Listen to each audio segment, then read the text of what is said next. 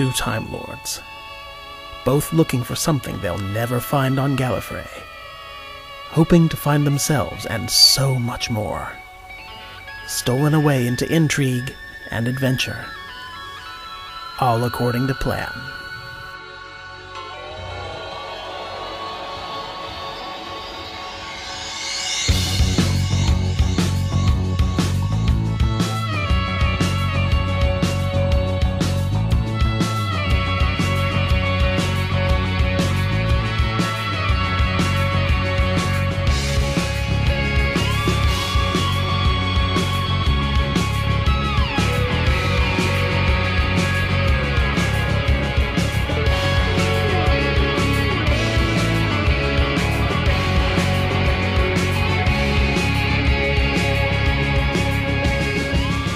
Stolen Hearts, The Invitation, a Gallifreyan love story, by Edward Winterrose, starring Edward Winterrose and Jennifer Anderson.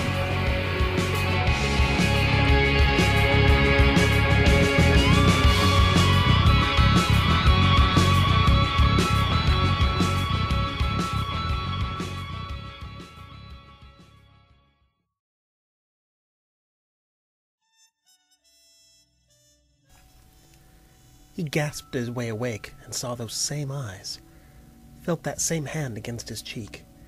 Long, slender fingers suited to one of her title. They were lying on the floor. The artist gave him an impish smile and winced at the knot on her forehead. He fancied he had one to match. She looked at the room around them, which was now sailing on an even keel. Huh. This was all slanted before I got knocked out. I guess she righted herself while we were linked up. I'm going to have a look at the dimensional stabilizers down in the cloisters. He decided to right himself as well, and offered her a hand up off the floor, which she took. So I take it you disengaged the failsafe? Oh yes. I doubt you could have from here. You had to do that from the main power complex. Yeah, I guess I just primed it. Did the capsule let you in through here? He gestured at the main door. Well, if you mean through the console room, no. The internal layout was all shifted around. That wasn't your doing, then. He shook his head.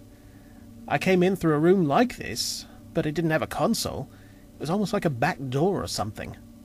He gave the walls a suspicious look, as though they would start shifting around like a stage set during a scene change in a play. The artist looked like she had an idea what might be happening here. I think you might have a theory about this, though. She nodded back to him and looked around as though she were in the belly of some strange and vast cosmic being. I do. I think we've been kidnapped. She gestured at the time rotor, happily bouncing up and down in the middle of the console. Did you set the coordinates, Mr. Winterrose? Well, no. I came in and gave it my imprimatur. Then everything went white, and I wanted to get away with this capsule cleanly. I'd taken some elaborate steps, and I wanted my plans to go off... He did a double take. Wait, Mr. Who? The artist looked embarrassed. You smell like the winter roses in the wardrobe. A kind of nutty, sweet smell. Twilight. They're on the Mutter spiral path. They're a hardy flower. I went with earth tones for that area. The crimson ones and the brown suits make a nice contrast. He seemed to give this only a moment of thought. I'll take it. Take what? He smiled, pleased with the feeling it gave him. The name. Mr. Winterrose. I told someone recently I'd wait until a name found me. Looks like one has. She raised an eyebrow at him, slightly mirroring his earlier reactions. And you don't think that's a bit frivolous? It's as good as any. He shrugged and checked over the coordinates, which, for this moment, he did not immediately recognize. It's better than nothing, and it could have been a lot worse. Besides, I like it. It sounds gentlemanly. The artist looked a bit flattered that her inadvertent suggestion had been so instantly seized upon. Okay then, Mr. Winterrose. But I reserve the right to just call you Rose, or something. By the time I get all 5 syllables out, you could already be eaten by some alien beast. Well, if you think that's likely to happen, you go right ahead. He looked up from the console. I am listening, by the way. I have this awful habit of not looking at people when I speak. He stabbed at a few controls as though he were trying to wake something up that didn't want to be woken. The console made a few bonks and synthetic sounds of protest. The artist started coming around the console to see what he was trying to accomplish, but he held up a finger. Wait for it! There! He snapped his fingers and pointed at the display. Got it! What did you get? The Eye of Orion, he proclaimed. He opened the viewer walls, which showed the planet as though it were right outside. There were all manner of infographics filling any number of spaces around it. Atmospheric conditions, indigenous life forms, relevant periods of history to see or avoid. There were actually only 2 instances of periods to avoid, periods where it was still molten, and those wherein its sun was dying. According to this, it's rather pleasant. She gave him a dubious look. Define pleasant. He squinted at the display. Pleasantness in keeping with the sense of well-being and satisfaction experienced in zero structures. So, really, really relaxing then? Sounds like. She turned that dubious look to the console. Do you have any idea why you were here? He snorted to himself. He wondered if his habit of talking in different directions had fallen into her mind while linked up. I have a guess, but I hate guessing. Unfortunately, I don't think this plucky young thing's going to tell us. Do me a favour. What? He finally did look at her, which seemed to grab her attention. Ask me what I think about it again in a week. I have a theory, but it's only a theory, and sharing it may affect the outcome I'm looking for. She rolled her eyes at him. Chaotic theory. More like a principle I have about uncertainty. Here's a question for you, though. Where were you going to go when you got your capsule going?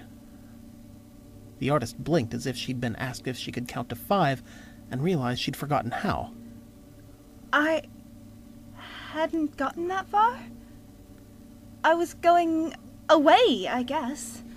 It sounded ridiculous to her ears, like a child running away from home without having given the idea its due consideration. It wasn't good sense, to be sure. That's me as well. Well, since we hadn't decided where we wanted to go yet, I suppose the Eye of Orion's as good as anywhere else, yes? Okay, that's frivolous. She looked vindicated. He pursed up his mouth and seemed to give it a moment's thought. Yes. Yes, it is. Problem? She looked at the time rotor again. I guess not. There is an iconic feeling one gets standing in the aftermath of a thunderstorm in the pre-dawn haze. It was one of the reasons this planet was so widely sought by those with troubled lives, minds, and bodies. It was a place of healing, where you could breathe in the air that felt scrubbed of any impurity, where the bombardment you got from the positive ions in the air helped one feel at peace with the world you were standing on and the universe it was spinning through. TT capsules, being the marvelous time and space ships they are, didn't just fly through the air or rocket through space like more pedestrian starships. They actually dematerialized atom by atom in one place, projected themselves through time and space, then rematerialized at the intended destination. Not only did they do that, but they very sensibly scanned the planet ahead of it, using its chameleon circuit to make sure it rematerialized in a shape that would be nicely low-key, so as not to frighten or traumatize the local fauna, or flora if that happens to be the dominantly intelligent species wherever it is you've gone to. There was the sound of the vortex opening, and a cycling down of quiet but vast engines, as a blue box faded into view on a hilltop that was damp with morning dew. The horizon remained a slate gray where night was receding, while dawn threatened to break in the east. The box appeared to be made of wood that had been painted blue. There were regular square indentations on its surface with some signage. The uppermost read Police Public Call Box in white sans serif letters across a black field. Above that, a stormlight sat atop a peaked roof. There were 6-paned windows on all 4 sides, and it seemed to be a rather eccentric and outdated cabinet of some sort. The idyllic scenery that it had materialized into was literally light years away from anywhere that it would have been beneath notice. Winterrose poked his head out. "Well, it's nice out. Come and see it for real." He strolled out into the grass and looked about him. It was his first time off Gallifrey, and he was rather struggling not to just tear off through the grasses like a kid on a bender. The artist came out after him and inhaled deeply. The look on her face as she took in the air was of someone who has longed for this. Not just for simulated nature, but actual nature that no hologram would ever get completely right. She closed her eyes and just enjoyed the outside. The artist opened her eyes grudgingly and took in the pre-dawn twilight. What? Winterrose pointed at the capsule. Your capsule's chameleon circuit. That shape isn't what you'd call inconspicuous, is it? Oh, now it's my capsule, is it? The artist turned to look, and then turned pale and sat down hard on the grass. Winterrose hurried over. What? What is it? She embarrassedly let him help her up. I know this shape. It's the shape my thief's Type 40 capsule got stuck in. I saw this in some of the CIA's follow-up reports on him. She started to succumb to some sudden wellspring of momentary rage that she got under control just as quickly as it passed over her face. Your thief? You had something stolen from you? She explained the whole ugly and embarrassing mess to him. The loss of her title, her seeming exile to the Bays, her progressive dissatisfaction with Gallifrey and the lords in general that grew from it. He hadn't heard of her part in the matter, but he'd certainly heard of her thief. Who hadn't heard of him? So, why would your brand new capsule... Do we have to call it a capsule? Why not call it a TARDIS? I thought you were calling them capsules for a reason. I'm easy. Anyway, why would your TARDIS take the shape of the most infamous Type 40 ever loosed upon space-time? The artist shook her head. It wasn't her fault. She just fell in with bad company is all. If anything, she was lucky to have been stolen when she was. She was scheduled to have been decommissioned. The last lord that took her out got himself hurt due to his own incompetence and blamed her. Her? He hoped he wasn't being offensive. The artist seemed rather passionate about the subject of her TARDISes. He wondered if she'd gleaned anything from his mind as to what his feelings were on non-organic life. Her expression turned patient, with only a half-amused smile. It's a nautical affectation for ocean and space-going ships. You're teasing me. Only a little. He made the familiar double X gesture across his chest. Cross my hearts, I'm not trying to be mean. She flashed him an almost demure smile. He was reasonably sure they could jumpstart their TARDIS with a smile like that should it ever lose power. I think by now I'd know if you were. She looked at the TARDIS again. I wonder if this TARDIS is teasing me by assuming this shape. This is why I'm not really a time lady any longer. All because of that weedy little youngster. He took off for Mutter Spiral and wasn't seen for years until he started breaking the first law. Then there were references to that Type 40 all over the Matrix. All the things he's done with a TARDIS that he took right out from under my nose. This shape was in every report. It was some shape from the era he landed in on his favorite planet. And they just let him run rampant in it. Winterrose gave her a sidelong examination. She was honked off. He let her build steam. This looked like something she'd been needing to unburden herself of for a while. Who let him? The artist started pacing back and forth. The Time Lords! Or maybe the CIA. They're content to just let him flit about in a stolen TARDIS, being as interventionist as he pleases, changing the course of events for sentient species, probably pointing him in whatever direction they'd like, aiming him at trouble spots in time and space like some kind of deniable asset, for matters they couldn't be seen to be dirtying their snow-white digits with. And the entire time I've been taking the blame for his mischief. Well, I'm not having it anymore. She shouted at the sky. You hear me? It's not my fault he's still out there. Go get him if you want. You know what his TARDIS looks like. If you want him, you go get him. Her voice seemed to halt dead, only 10 feet out in the morning fog. It might have been more dramatic had her voice rolled and echoed away down the hillside they were on top of. As it was, there was something a tiny bit eerie about her rage in the flat, dewy air. Winterrose started chuckling. Then laughing outright. Then he sat down hard in the damp grass and rolled about in it beside her, laughing himself silly. Whatever he was laughing about, it seemed to have escaped the artist. Did I miss something? Her tone of voice suggested he'd better have a good answer. Winterrose hugged his sides and made a mostly successful attempt to control himself. You just said it! I figure you've guessed they don't want to pull him in, right?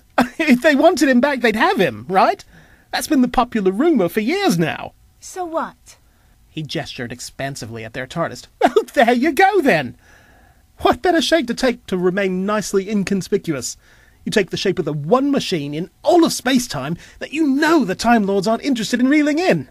Whatever planet we end up on, they'll just look and go, "Oh, it's just him again," and just go their stodgy, boring way. She turned back to him. Then the TARDIS again, looking astonished. She looked as though she wanted to kick someone. Then astonished again. I don't know whether to be proud of her or give her insides an unfriendly tune-up. I'll settle for us having a machine clever enough to know how to hide in plain sight. What do you mean, us? Well, you're not going to strand me on the Eye of Orion, are you? The artist appeared to give it some thought. Finally, she seemed to let go of it all at once, unwilling to let her vexation with the Lords mar her first time off-world. Of course not. The sun peaked a searing orange sliver above the trees on the horizon, bathing their hillside in brilliant amber.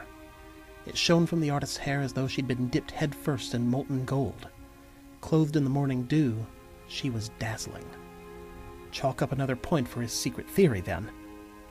He'd finally settled down enough to be able to gesture her over. As he looked up at her from the slightly purplish-green grass, she noted the surrounding color picked out the green in his hazel eyes. When the sunlight caught the gold flecks in his irises, it seemed as though he were filled with suns on the inside. There didn't seem to be any darkness to him, surely, but he had eyes like a starry night all the same. He patted the grass beside him with a modicum of dignity. "Then have a seat. Let's enjoy the dawn." This she didn't have to think about at all.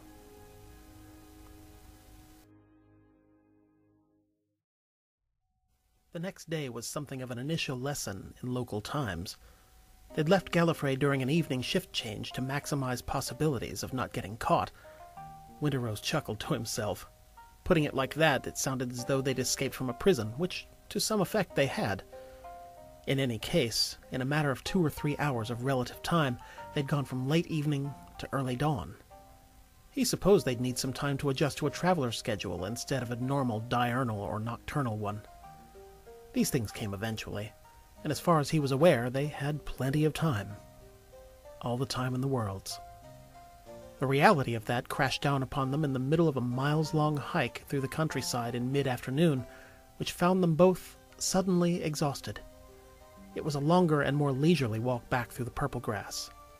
The weather was alternately warm, light showers and drying sunlight. Mottled, breezy skies were herringboned with star-cruiser-sized cumulonimbus clouds with gray underbellies. The wind must have been quite clippy up there. The shadows from the sprinklers, as he'd privately named them, sped in leopard patterns over the countryside for miles. They shafted gold sunlight down from the skies in great sweeping columns of light. They hadn't talked all that much on the way back, which both pleased and discomfited the artist a little. She was just having the loveliest morning of her lives so far. The almost clinical depiction of the Eye of Orion in the TARDIS databank could have been pulled from a dictionary entry instead of any actual description of the place. She could think of several more appropriate synonyms, or better still, superlatives to suit. On a less rainy day, she'd have to bring one of her sketchbooks to get clear images of the place from her hand. Cameras were nice, but they didn't hold the emotional memory that an image taken with your mind did. You remembered it a lot more vividly. It was as though you were tattooing it into your long-term memory as you etched it into the page. Her discomfiture was that she and Rose were slow to converse, at least to start with. If they could get started talking, they'd talk until they ran out of steam. They careened along different topics that branched naturally into others. She thought they were likely being too cautious. He seemed to have a preoccupation with not wanting to offend or hurt her feelings. It was clear he had head love for her like the kind good friends can develop instantly, and it wasn't unreciprocated. But if he didn't stop with the kid glove treatment, she was going to bite him in the neck. He was thinking along the same lines in his own roundabout way. He wished his mind would turn off over-analyzing his surroundings, his traveling companion, his situation, his companion, the strange and unexpected turn his life had taken, his companion. He sensed a pattern here. In any sense, he just wanted to enjoy it like the artist seemed to be doing. He was, but it was an almost vicarious enjoyment. He was enjoying her enjoyment of it more than his first planetfall. It hadn't been that way to start with. He'd gradually come to realize over that first day that he'd very genuinely hoped for her friendship and affection. Therefore, her well-being had slotted into the conditions by which he appreciated his surroundings. However, his mind had solidly refused to let him quit analyzing. There was going to be an adjustment of expectation when it came to how things would progress from here on out. He'd pretty much steeled himself for a degree of solitude, and stolid resignation about it. People in the universe tended not to be as long-lived as Gallifreyans, so any friends he made along the way were going to be temporary ones at best. He was almost disappointed that after all that mental girding of his spirit, that the long test of mental fortitude was not to be. Almost. He was more relieved all the same. Like his name, his traveling companion could have been any number of detestable things. As it stood... Yes, he did have his suspicions about their TARDIS's motives. If the TARDIS was acting according to the plan he suspected it had concocted, then things were going exceedingly well for it. They eventually made it back to the TARDIS on the hill. Now the light was orange again, but from the other direction. The view from the west was heart-stoppingly beautiful. Electric oranges that faded to roses and azures high above them. The light poured through banks of sprinkler clouds that, in more local ranges of vision, produced multiple rainbows that heliographed from the damp countryside. He wouldn't go back into the TARDIS until he'd seen his fill of that first alien sunset and framed it in his memory properly.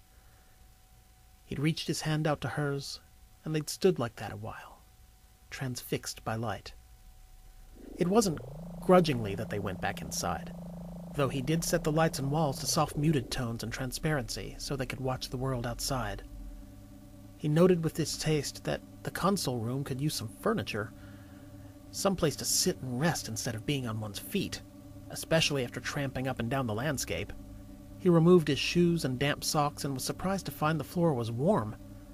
Part of the systems that kept one from freezing in a heatless dimensional void, he supposed. He stuffed his socks into his shoes and left them by the door. We need a wardrobe here in this console room. Or a closet. And some chairs. Oh, Zarquan, yes! But not now. Now, I want a bed. I have been up for what feels like 30 hours. I love this planet. I love our TARDIS. I am filled with light and love and sleepy fatigue. I demand beds. Give me your shoes, artist. He looked at the sensible, raised heel on the boots. We'll go to the wardrobe in the morning and get you something a bit more supportive. He wisely chose not to make a thing of her being a sudden forehead shorter than him. Being a little on the short side himself for a male, it was always surprising to meet people shorter than himself. I do know some basic massage if your feet are killing you from those shoes. Really now? Maybe when we get somewhere comfortable. She handed him the boots, which he thoughtfully deposited by his at the main door. Maybe then. So, where do we eat? What? She blinked for a moment. He was asking her. Where do we eat? I figure you know where the larder or the kitchen is. I could murder something savory right now. His stomach grumbled in punctuation of the fact. You have to be hungry too, unless you're hiding a self-sustaining bacterial stack in your stomach there. She shook her head. Grump. I'm sorry. It's too nice a day to be grumpy for lack of food. Come on, I think it was this way. Mr. Winterrose took a step and smacked his forehead. Oh! Sorry! Cry your pardon, strike all that! This is a Type 70, isn't it? Mm-hmm. Okay, then. Hey, ship! If you were content to hijack yourself a couple of pilots, you will need to feed us. Show me where the kitchen is. Show her to a bedroom she'll like. Nothing happened for a few moments. He was starting to feel foolish when an icon he recognized as his avatar from the Matrix public networks on Gallifrey appeared directly in front of him holographically. One that looked a bit like a Gallifreyan rovie appeared in front of her. Her eyes widened with pleasure at the sight of the little light-sculpted rodent. Oh, that's cute. Is that a rovie? The artist shook her head. It's a rat. A very, very, very smart rodent that managed to work its way across the stars in ships and transports throughout several galaxies. It's venerated as a trickster and a teacher in many more primitive societies. Friendly and companionable when included in one's lives. I'd like to study a few, actually. Maybe befriend one. We'd have to be careful. We'd have a ship full of them if they ever got loose. Well, of course we'd have to get neutered ones. Who knows what effect traveling in a TARDIS would have on their reproduction? She imagined for a moment an out-of-control TARDIS, its door positively spewing rats into the vortex from overcrowding. Happy little rodents spinning out into eternity, spreading across every world there ever was, is, or will be. The universal rodent. The rat. "I think you're expected, artist." He grinned at her, thoroughly enchanted by the customized rat avatar across the room. Okay, I'm coming. Let me know what you find in the kitchen. Nothing with citrus in it. I've a few allergies that way. He raised an eyebrow. "I've heard of some races like that. One's got silver skin." He thought about the artist with silver skin for a long moment. Then he thought of it for a longer moment still. Anyway, off to your bed. I'll have my floaty here tell me where to find a bed after I get us food." They went their separate ways, the artist following her gambolling rat. Mr. Winterrose followed his bobbing avatar. He ought to design a new signature to go with his name, he thought.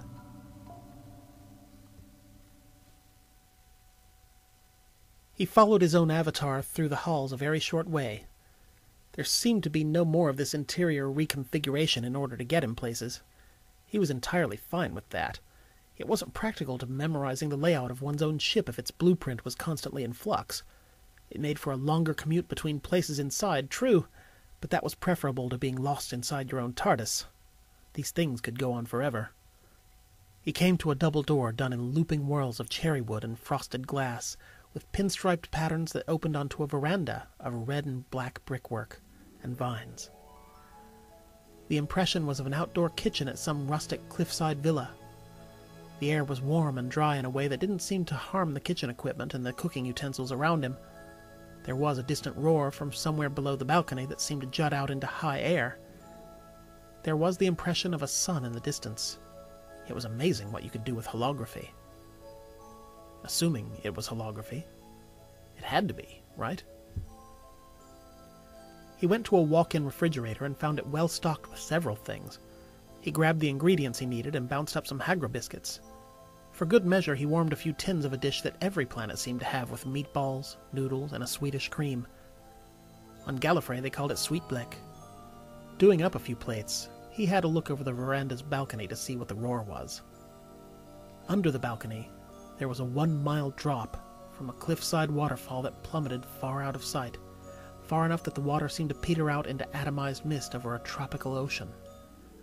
That ocean was so clear you could see the seafloor magnified back at you from all the way up here through crystal-clear seawater. Occasionally, a low-hanging cloud obscured the vastness below. Holography. He collected himself, being glad he didn't suffer from acrophobia, then collected the plates and found his avatar again at the expansive double doors. "Take me to your artist." The holographic avatar pulsed with light once, then started off down the hall. He followed after, looking back at the doors, which swung shut behind him.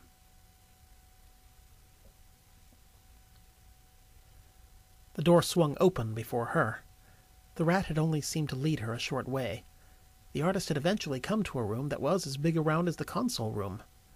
The outer perimeter was again nothing but seeming windows. The view was of the planet outside, which comforted her to some degree. She'd really had enough of holographic vistas of imaginary places. If she was going to see the universe, then damn it, she was going to see it. The walls were done in tasteful tapestries between the panels that looked outside. This gave the place the effect of being inside an elaborate gazebo.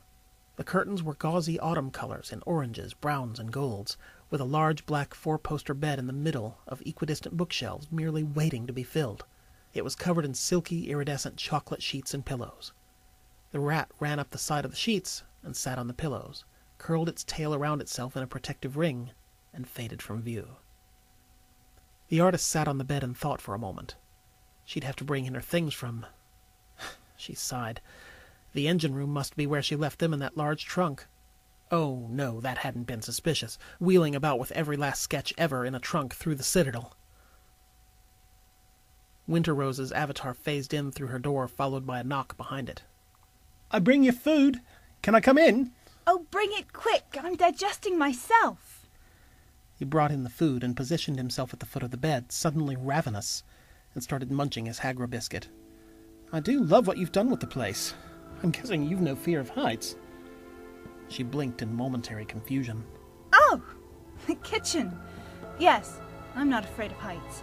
I just think that if you have vast amounts of space to work with, why stop with only designing the room? He agreed in a half-verbal affirmation, mouthful of blue biscuit. She realized she had food in front of her and dug in. After finishing, they gazed at the nighttime around their gazebo, noting that the TARDIS had taken the step of filling in the image of the grasses outside being lit by the light in this bedroom. The moons above were red and violet tinted, giving the night a slightly rosy cast, not the harsh red-oranges of Gallifrey, and she was suddenly quite tired. Apparently all her body had needed to start slipping towards sleep was the protein she just dumped into it. You said something about a foot rub. I'll take you up on that now. I'm dropping fast. I know how you feel. I've not walked so much in years. But then I've had nowhere to go. He started applying pressure to her arches. Under the ankles. Yes. Did you get anywhere with your theory today? He kneaded with the pad of his thumb into her heels and ankles instead. I did, but I'm still collecting data. By the way, where should I sleep? Don't care. More rubbing. Well, it's a big bed. I'll curl up over here on the other side. That okay with you? She nodded with her face pushed into the pillow. I'll take that as a yes. He rubbed her feet a little while longer, taking care not to tickle. He'd apparently learned that she was quite ticklish when linked to her mind. He thoughtfully finished his dinner, then laid down. He turned over and looked at her for a moment. He could lay this way for a while, days even, watching her as she slept. And then thought about how creepy that might be if she woke and saw him staring. He turned himself over and wondered if that might not be considered rude to have his back to her when she woke. Or worse than rude, indifferent. Finally, he inverted himself and curled up on his side, arranged with her head to his feet and her feet to his head. This might be a little stranger still, but it was an arrangement that let him get to sleep. So that was all right.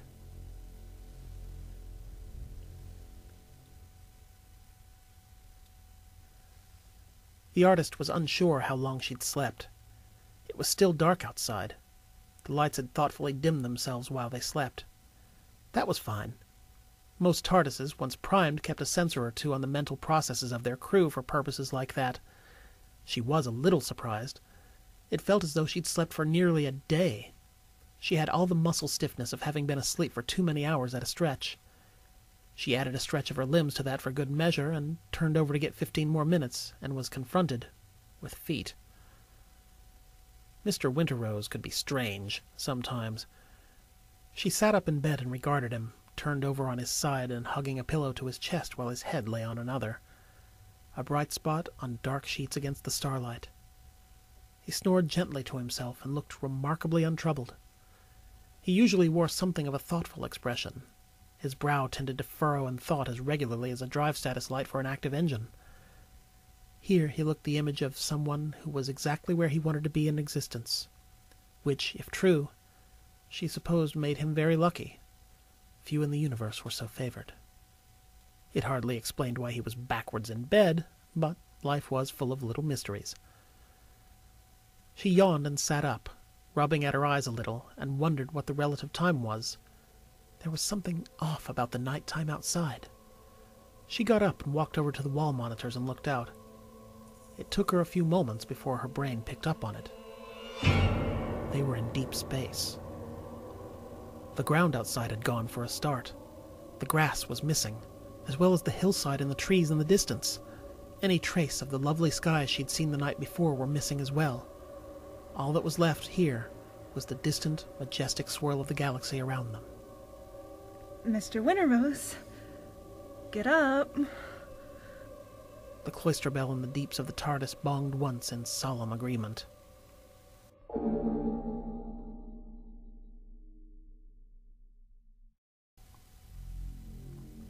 There was a distant bong as he dreamed of an endless expanse of black and white, always advancing and receding. If you looked close in, it was the universe itself boiled down to the ideas of good and evil. Closer still, the contrast was revealed to be an infinitude of game pieces, moving across a board in every direction and in every dimension. If you pulled away far enough, the middle ground where such things clashed and fought was a cloudy gray, which he supposed was a commentary on the two extremes where they met. From a far enough perspective, nothing was truly good or evil. Or perhaps when those extremes met, there was naught but neutral ground. He was shaken from sleep in a way that startled him, and he rolled off the bed with a thud. "No, Cardinal, I don't know how the vorticel got there." The artist blanched a little. What? Winterrose sat up, poking his head up over the side. Nothing. Just something I did once. What's going on?" The artist gestured at deep space around them. "What'd you do that for?" What? I didn't do this. This is how it was when I woke up. He put on his more familiar analyzing furrow. "So, we haven't moved? If we haven't, then the planet has." She pointed at an empty patch of space outside. And its sun. He smoothed his hair back over his head, which obstinately stuck back up in a heroically bedmust fashion. "Well, let's get to the console room. This bears investigating." They made their way back, wondering how this could be, not saying much. She reached over and fiddled with his hair a bit. We need to do something about this. "The planet?" Your hair. But yes, the planet too. It's too nice a planet to lose. He blushed a bit. "That's true. Though, what are we going to do about it? I've never lost a planet before." Wait, we didn't do this. "We were the last to see it. We're responsible. Who, if not us? It's not like the Lords are going to do anything about it." She didn't look convinced. Not that I don't agree, but that's pretty interventionist. Getting to the console room, the lights brightened around them. "Well, I've read my file. Apparently I was pretty interventionist in the academy, so this really isn't anything new. Maybe this is what I wanted to do with my life." She started checking the sensors. No debris outside. It didn't explode or anything. But that was pretty obvious. He joined her at the console. "Yeah, I confirm we haven't moved. Same coordinates as before. The hillside left us. We didn't leave it." Wait. High chronon signature out there. Something's been timing about outside, and it's not us. A massive thing, actually. She started looking through different settings. There's all the hallmarks of a massive temporal disturbance out there. But whatever it was has come and gone. "And just left us?" Yeah. He thought on that. There were technologies he'd read about where this could happen. Planetary miners that could reduce whole heavenly bodies to rubble. But there were debris from such things. This was more like it never was in the first place. But it was, because he remembered it, spotty as his memory was. "Well, we know it was there. Let's go back and see what happened to it." She nodded and set the temporals. I'm going to take us back slowly over the last... Well, let's just slide backwards till we get to it.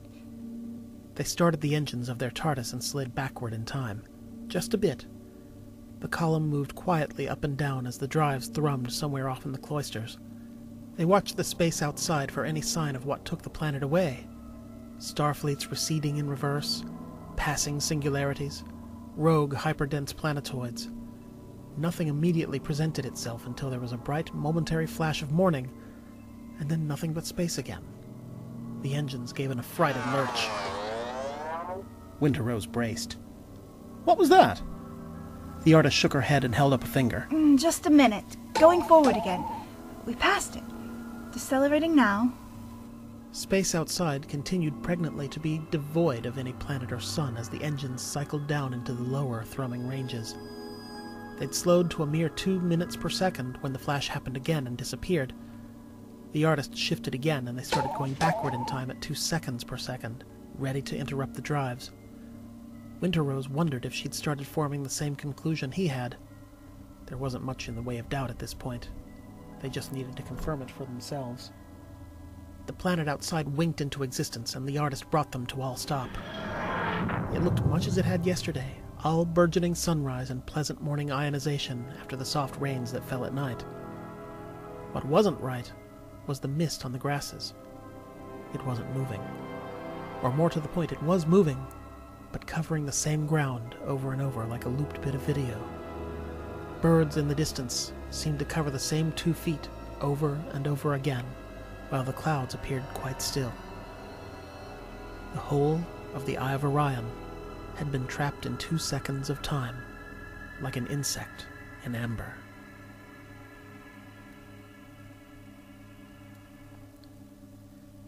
They considered this in thought for a bit. Well, we have to go back to Gallifrey, don't we? What? The artist was horrified he'd even suggest such a thing. Well, someone has time-looped an entire planetary system out from underneath us. It's only by the grace of having a Type 70 here we didn't get looped with it. We'd have been trapped in a chronic hysteresis for the rest of time. The artist looked up into the image of their galaxy around them in frustration. And that's why the cloister bell rang. It was the emergency avoidance systems kicking in. She closed her eyes, opened them again, and gave Winterrose a level gaze. So why are we going back? Where else? We're not going back to stay. No. We're just going to go find out who looped the Eye of Orion. I suppose they'd know, wouldn't they? Won't we be in trouble? Well, we'll just go back to the moment we left. As far as the Lords are concerned, we just dematerialized and rematerialized in the bay. Then we can start looking into who did it. The artist was momentarily relieved. Whether this was from not intending to stay on Gallifrey or that Winterrose seemed to have a plan, she wasn't able to say. Then did a double take. Who do you think did it? He passed a hand through his hair and furrowed again. The unhappy answer here is that it was probably a Time Lord. Probably a ranking one, too. How do you figure that? Who else? The Eye of Orion floats serenely along for billions of years, minding its own business, not hurting anyone. Then in the moment a couple of Time Lords land on it, it mysteriously gets time-looped. The razor of simplicity would suggest that since the Lords have the power to do that kind of thing, then it's likely that one's responsible. You're assuming. True, but it's a semi-educated assumption. What do you think? Well, logic's sound. I do want to check the systems over. Who knows what effect the loop may have had on our navigation? If emergency avoidance kicked in, who knows what might happen if we started hopping around all over the place? I think I'm hungry again, too. Well, let's go have a morning meal then. If we're about to wade into intrigue and danger, I'd rather do so with the both of us fed. Who knows when we'll get the chance again. Okay, then, that logic's sound, too. I want flat cakes and syrup. Lots of syrup. Then lead the way, artist. They rematerialized in the artist's capsule bay in that same familiar TT capsule shape instead of a police box. Moments later, they re-emerged, mid-conversation. You were actually hiding from me in the hallway. Well, I'd no idea who you were, did I? The artist followed after him, tucking a few choice tools into her pockets. Message demons holographically pestered her for a moment. Well, the key here. For stuff like this, you act as though you're doing what you're supposed to be doing. Don't skulk about or act like you're worried about being caught. He put on the demeanor of someone discussing the weather. Besides, my program should still be running. The Lords ought to be looking at a bay like this on the other side of the planet. So we're safe to talk here for the moment. As you say. Then where do you want to go? Good question. We're about to insult all manner of authority. We may want to be discreet. We can go to control systems and see if there's a log of someone having looped a star system. But if they did this on the sly, then there won't be a record. Doesn't hurt to check. She thought of something, but mid-sentence she dismissed that as a bad idea. I was going to suggest we split up and go to the War TARDIS hangars, and maybe see if there's a record of an access code used to order a looping capsule. It's probably not smart, though. What's not smart about that? Oh, the idea's a good one. Splitting up isn't. It never works out well for the protagonists. I don't follow. No, you do follow. That's the point. I've read a lot of adventure fiction. The one thing you don't do is split the party. When you're separated, all manner of awful things happen to people. Anything that can go wrong does go wrong. You stick close and don't wander off. Yes, ma'am. Winterrose saluted with a fist to his heart like one of the Citadel Guard. I'll follow you then. If we go to the hangars, I figure you'll look more at home looking at TARDISes than I. They left, still dressed in their casual off-worlder clothing, talking about things they'd seen in public Matrix nets. He pulled a flimsy from his pocket and showed her a few posts about Kith. He downloaded his mail from the central nets, but didn't check it. Why should he? It's not like he got mail from anyone he cared to see again in any big way. They got to the bays and got an eyeful of the war TARDISes within. He'd heard of these. Had occasion to see one once. Instead of mere boxes with doors, they were easily 10 meters tall each, with stone steps that led up to spiked, turreted spires. It was like a weaponized entrance to a cathedral. The seal of Rassilon hung suspended above the main doors to each one in backlit, stained glass. Each had the menacing aspect of an oncoming army, of some ideology or theology whose anger had been calcified into a hard-edged spike. They moved onwards toward the more specialized bays. These contained any number of pieces of hardware that could be tactically installed into a TARDIS. Hardware that once installed, reconfigured and added the necessary armament or facilities to the inside of a TARDIS's infrastructure. Other bays included specialized equipment that could be loaded aboard. And finally they came to a structure that was simply one gigantic column of black. Except the column wasn't a structure at all. It was just an absence. An absence of anything at all. It couldn't be touched or felt. It was the space where something wasn't. And that's all. No light fell into its surface, but it didn't penetrate or reflect either. Light stopped there and ceased because regular four-dimensional space-time didn't occur where that column stood. It was, Winterrose thought, the blackest thing he had ever seen. It extended downward, out of sight. He had this idea that this thing might extend downward through the entire planet and come out the other side. But there was no heat, no anything. Just a 100-meter-wide column of inky nothing. What in all the worlds? The artist looked impressed out of all measure. This must be where they keep the looping capsules. His mind rejected the idea of the column as a place. But what is this? The most impregnable wall there never was. You take a space of determinate size, and you shift it so that it exists constantly 1 second into the future from relative space-time around it.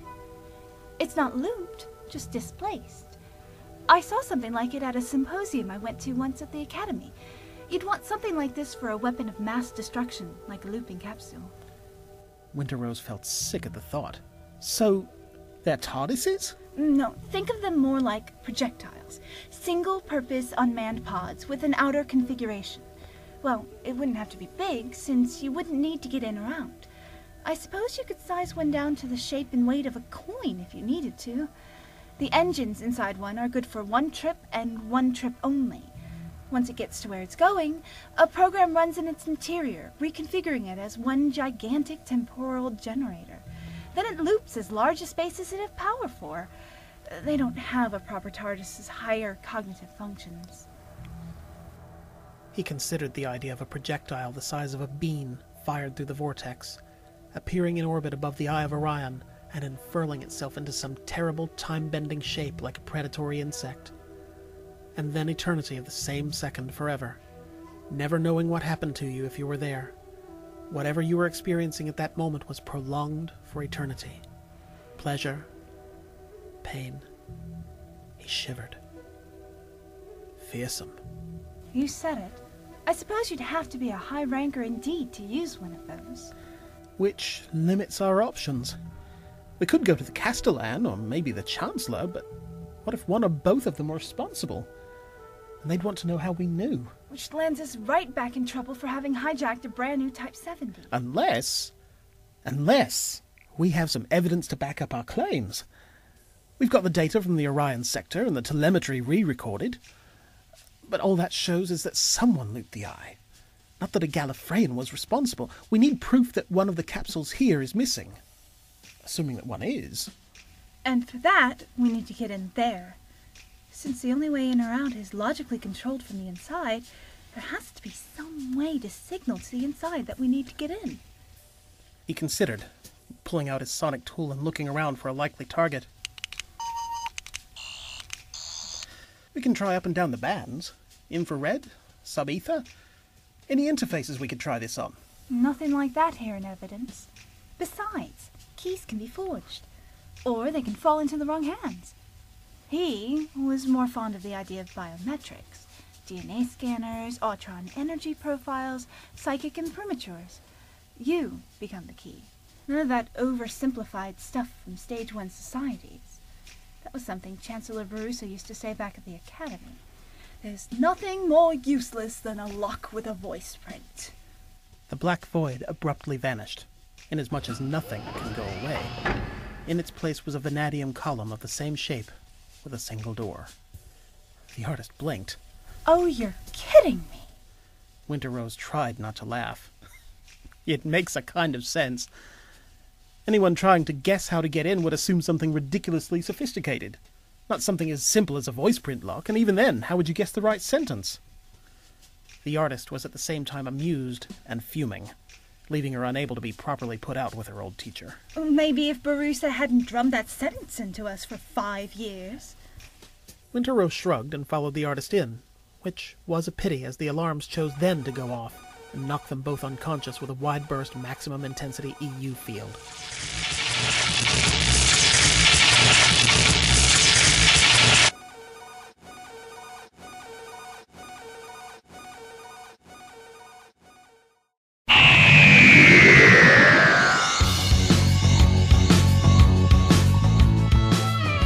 This has been Stolen Hearts, The Invitation, by Edward Winterrose.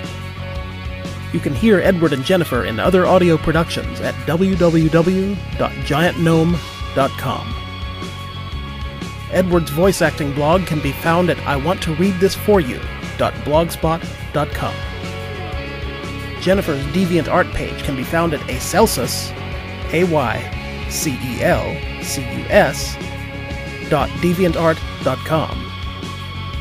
Edward's DeviantArt page can be found at winterroseasfr.deviantart.com. The Doctor Who theme, Vashta Narada, was performed by Traffic Experiment, which can be found on youtube.com. This audio play is in no way the production of the British Broadcasting Association, nor is it an attempt to infringe upon their intellectual property for monetary gain. Doctor Who, Gallifrey, and TARDIS are the copyrighted properties of the BBC. The music contained within is used without permission, and is the property of their copyright holders as well. This has been a fan production, and no profit has been made. Stolen Hearts, The Invitation, and the original characters and situations contained therein are the intellectual property of Edward Winterrose. Copyright 2012, and all rights are reserved. Thanks for listening. We hope you liked it.